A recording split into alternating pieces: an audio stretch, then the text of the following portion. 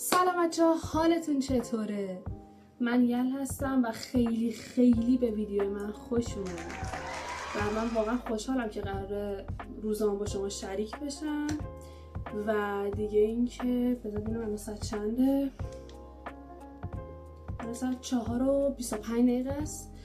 تازه دانشگاه اومدم و الان قراره که بابی بریم باشگاه. خب بچه ها، گفتم که بیام یه بیوگرافی ریز از خودم بهتون بدم. بچه ها، من یلدام، ولی منو یل همیشه صدا کنید. بعد دیگه سلام، من ادیتورم. یادش رفت بگی که لایک و ساب کنه، پس لایک و بزن واسمون، سابسکرایبم بزن و زنگولارم بزن و بذار رو حال. مرسی ازت. 18 موندم. 20 سالمه، یعنی این اسفند 18 اسفند 1384 متولدشم. آره، بعد 20 سالم میشه دیگه. آره، این اسفند میشه 20 سالم. بعد دیگه اینکه تهران زندگی میکنم، دانشجوی روانشناسی. اگه خدا بخواد اسمونو میذاریم ورزشگاه، ورزش میکنم دیگه. همین دیگه. یک چیز دیگه میخوایم بهتون بگید. بررسی بچه بذارید اینو بهتون بگم که من امروز تازه This is آلات قتل. میخوام برم باشگاه رو ثبت نام کنم، ولی من بذار آینه اینجا، من اینجا نکنم. من به مدت 1 سال مداوم برنامه‌سازی کار کردم، ولی جنگ شد. بعد اینکه جنگ شد خب نتونستم برم باشگاه دیگه. بعد من یه حساسیت پوستی دارم، حالا که این بروز میده خودشو موقعی که من استرس بگیرم یا نگران باشم، که توی جنگ خودشو نشون داد و من نتونستم برم باشگاه. حالا چون نتونستی بری باشگاه؟ چون که روی بدنم نمایان میشه و وقتی که من عرق کنم هم میسوزه هم میخاره و اینکه زیادترم میشه. برای همین فکر کنم 1 ماه از جنگ، 1 ماه از این ور بدنم. از چه اتفاقی افتاد؟ پشتم باد خورد. در اینجا منظور از پشتم باد خورد همان تنبلی است. بعد دیگه نرفتم باشگاه، ولی خب گفتم یلا هنوز دیر نیست. گفتم یلا هنوز دیر نیست، به خدا تو میتونی بری. بعد دیگه گفتم بذار برم. خلاصه امروز که قرار ما این رو ثبت نام کنیم. بچه‌ها خواهشن باشگاه میرید آرایش نکنید. بچه‌ها خواهشن. چرا اینو میگم؟ آقا تو وقتی عرق میکنی این منافذ بیناموس باز میشه. بعد تو فکر کن آرایش کنی و وقتی که آرایش میکنی اینا رو میکشه تو خودش پوستتون از همه چی، یعنی کلن دیگه به فنا میره. کلن دیگه ولش کن پوستتون. برای همین نکنید. بچه ها لطفا باشگاه میرید اینا به خودتون بزنید. بچه ها از بغلتون رد میشیم، دوست ندارم بوی قرمه سبزی بفهمم، دوست دارم بوی سگ بفهمم. خوشبو باشید بچه ها لطفا. This is angry. یا اکثر امامزاده ها. من خوش اخلاقم، من اینجوری نکنید. توی این سرما چیه؟ خواستم توی سرما بعد فنیارم افتاد که وسط پاییزیم، هنوز دارم میمیرم من از گرما. نه یه برگ دیدیم نه یه بارون دیدیم، هیچی ندیدم. ولی خب بدن من که نمیدونه اینو، برای همین لبای من خشکی میزنه. وازلین دوست همیشگی من، دوست احرا فوق العاده است مزهش. بچه‌ها مزه توت فرنگی میده و 20.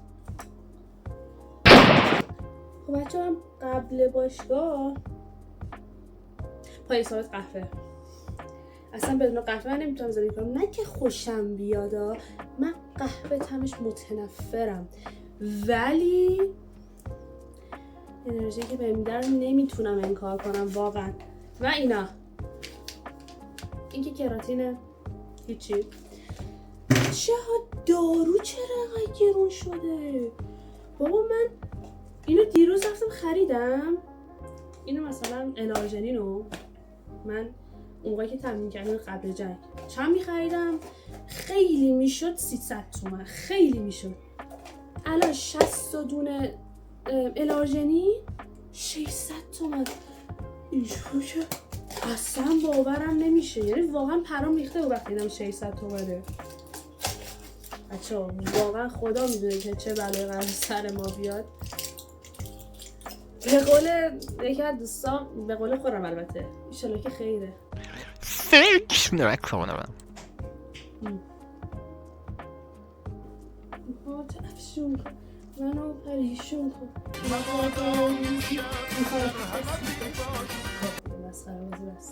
وقتشه که موهامو بیبندم. خوش ببندم یه تو دست خواهم نباشه. بعد اینجوری بچه ها من راستی نه تنها براتون ولاگ میذارم بلکه قرار ریاکشن هم به ویدیو هم اضافه کنم، ولی معلوم نیست که خدا میدونه. توی این ولاگ هم ولاگ دانشگاه هم داریم، یعنی دانشگاه هم قرار بذارم، حتما ببینید. درقک بازی توش زیاد داره، بهتون پیشنهاد میکنم. آره شب به اون چشمات خط نرسه به تو میخوام. امروز آمار داشتم، بعد این استاد خیلی تون مسئله میگه، بعد من دستم نسبت بقیه هم کنتره، فکر کنم بقیه جا میموندن وقتی مسئله رو میگفت، بقیه هم جا میموندن دیگه. به من که هیچ. بعد خلاص آقا ما گفتیم اوکی مثلا صورت مسئله رو نمی‌رسی، حالا ولش کن، بچه‌ها تو گروه میذارن و اینا پیدا می‌کنیم یه جوری. بعد حالا مثلا جواب نوشتیم و فلان و اینا، یهو جنی شد. بیاید من ببینم بچه‌ها صورت مسئله رو نوشتید دیگه. نه اومد بالا سر تک تک هممو نگاه کرد و گفت باشی ببینم. من اینجوری که ببخشید باشی ببینم. بعد دیگه نشستیم، حالا من چند تا بچه‌ها دیگه نشستیم دیگه، گفتیم حالا یکی گفته شما چرا باور می‌کنید. بعد آره یهو اومد یعنی سر میز ما که توضیح بده به ما، یهو اینجوری کرد گفت با اون چشای باهوشت. بچه ها خرزق شدم. حالا چرا خرزق شدم؟ چون این استاده کراشمه، فوق‌العاده است، اصلا تیپایی که میذاره فوق‌العاده است. شاید فکر کنید مرده ولی زنه. برای مشکل نداره که بچه ها. من اینو بخورم سرد شد.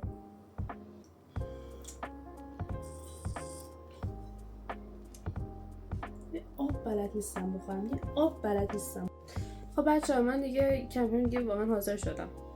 بعد دیگه بریم باشگاه دیگه کار دیگه نداریم.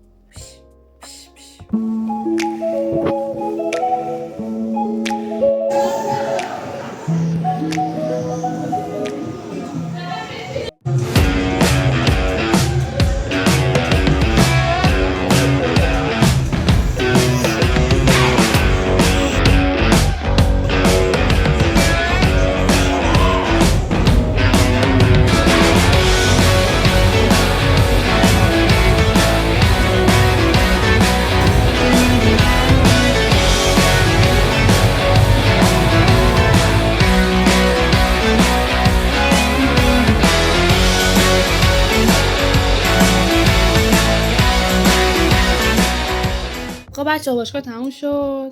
اینم گیزای من، گیزا مرغ و برنج مرغ. اینم ساک من، اینم اتاق مرتب من.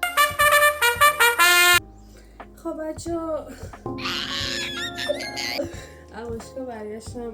الان هفته اول باشگاه پدر آدمو در میاره. واقعا خسته شدم، واقعا پیرم در اومد. حالا این دلیل نمیشه که باشگاه نری. تو باید بری. تو باید چی بود؟ میگفت که تو باید روش کنی. دقیقا همونه.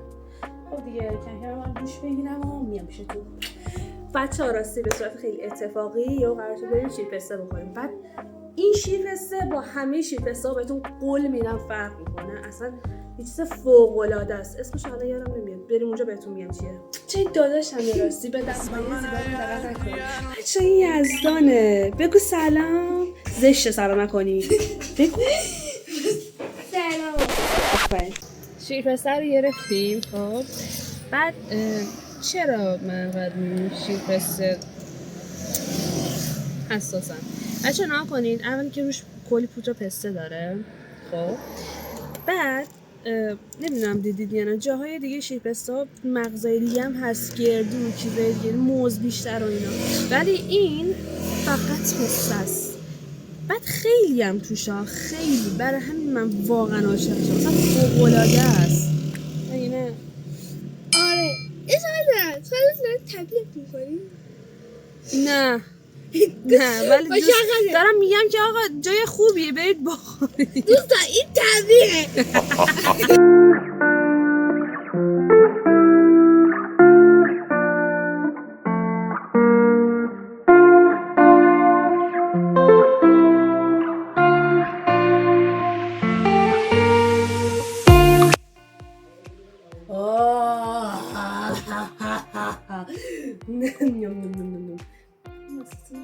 چی برم؟ چی بودیم؟ نگاه کن خدایی اصلا نمیتونم هم بزنم اقدر توش چیزه چی میگن؟ پودر پسته است. نریزی میخوام براتون ASMR برم.